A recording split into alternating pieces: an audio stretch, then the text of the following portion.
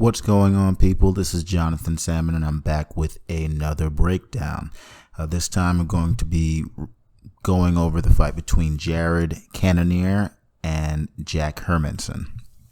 So this is a pretty, the interesting thing I think about both of these fighters, they've been really under the radar in the middleweight division. Jack Hermansson really just kind of burst onto the scene with his win over Jacare Souza, and Jared Cannonier, he burst onto the scene in the middleweight division. Just two fights, he beat David Branch by KO in the second round. I believe he beat Anderson Silva with a leg kick in the first round of their fight.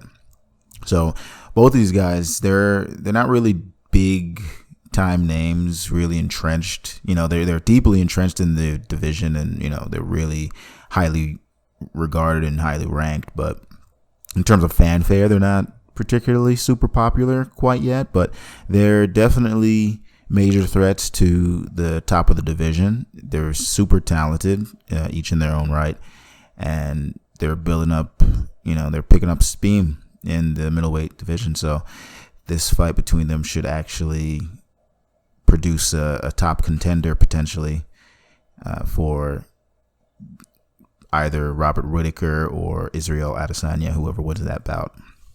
So as far as breakdown goes, Jack Hermansson, this guy, he's way more of a ground specialist than he is a striker, but his striking is pretty effective. He's that kind of high volume type of striker, similar to a Colby Covington, in that he focuses more on volume and more on light pitter pat kind of shots. Nothing really super concussive, but very effective, high volume, picks his shots, has a pretty good jab, pretty decent in and out footwork, circles around pretty nicely.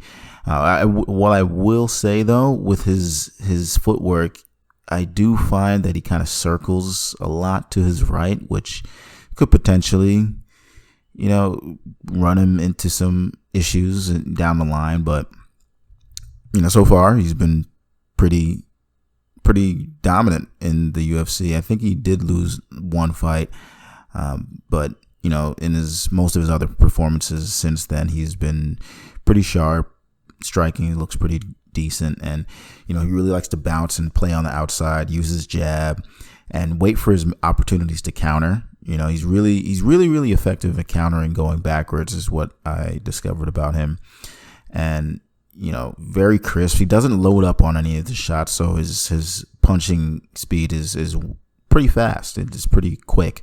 He's able to snap off combinations really fast and land his shots and either get it out of the way or create a scramble or some kind of takedown and immediately go for submissions off of that. He even had Jacare in a little bit of trouble in their match. He jumped for a guillotine choke, arm in guillotine choke, super confident, and especially against a guy like Jacare, you got to be really confident in your ground game if you're going to jump right for a submission, as Jacare attempted to take down. He didn't shy away at all. So his ground game is serious.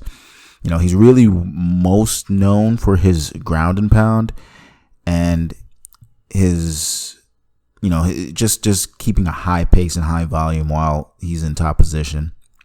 So in this fight against Jared Cannonier, I think he's going to want to pressure Cannonier and put him up against the fence. Obviously he's going to be circling a whole lot, and he's going to be on the move, going for takedowns, things of that nature. But what he should be trying to do is, when he is circling on the outside, he does shoot for a takedown. If Cannonier is able to defend, he should immediately try and turn him into defense and start just wearing on him, pressuring him, go for takedown attempts, even if they don't succeed, just to wear down Cannonier.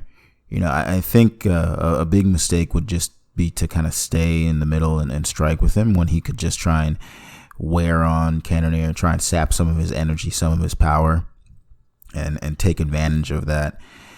I think that's a big, major key for Hermansson in this fight. As far as the striking goes, he should be looking to counter. Obviously, with boxing combinations, he's much more boxing oriented than, kickboxing oriented in his approach. But as far as the counters go, when Cannonier decides to unleash any of the kicks, any leg kicks, anything like that, he needs to dive on that, convert that into a takedown immediately, or at least threaten with it, and get Cannonier to kind of just respect that, if you go for his legs, that he's going to attempt to take you down. The thing is, he's just really going to have to be careful when he transitions to that takedown game. If it doesn't work and he has to break out, Cannonier, he's shown that he can actually strike off of those failed takedown attempts and really hurt his opponents. So he has really big power. So Hermansson is going to have to really be wary of that. As I said before, though, when he gets his man down to the ground, his ground and pound is pretty relentless, and he goes after it. He sets things up, has really good wrist and hand control, and is able to kind of throw his elbows. Since he has such a kind of lanky frame, he's able to throw elbows in very interesting kind of positions over the top. So he should be aiming to really just stay busy on the ground and give Cannonier a bunch of different looks, just constantly working, constantly wearing on the gas tank, and just putting pressure on him at all times when he reaches the ground. As far as the striking on the feet, I think another great counter would be his uppercut. He's really effective at setting up his uppercuts, either as a counter or as a offensive move. Because he's going to be going for takedowns a lot, him dipping down and going for an uppercut, dipping down, coming with a straight right, dipping and then going for actual takedown. All those kind of tactics are going to be really effective for Hermansson in this fight. And I think he needs to really get on that in the early stages. Since he has such a great gas tank, that's going to really help his game. He's going to be able to kind of continue to engage in the wrestling throughout the entire match, if it doesn't end early. So he should definitely be focused on dipping and feinting takedowns, going into uppercuts, going into strikes right from the beginning. Shouldn't really wait too long and really start to condition Cannonier to believing takedowns are coming his way. And I think that should help to kind of freeze Cannonier up a bit and keep him guessing. As for Cannonier, he's definitely going to want to keep with the approach that he's been doing in his last couple of fights, which is having really powerful leg kicks and, just really damaging the lower leg, going for the calves and really damaging the legs before Hermansson can really start to establish his game, establish his striking, because Hermansson likes to use his jabs. It really would be effective for Cannonier to counter off of his jab immediately. As soon as he throws a jab, throwing a low leg kick to the calf should, it will behoove him to do this. It will really damage Hermansson, and it will also take away a little bit of that power. He doesn't have, even though he doesn't land with crazy power, it's just, to damage the leg is either going to damage someone's ability to generate power or even shoot for takedowns, which is what he wants to take away from Hermansson immediately. So he needs to be cognizant of that, and not only counter with the leg kicks, he can also counter with a nice overhand right.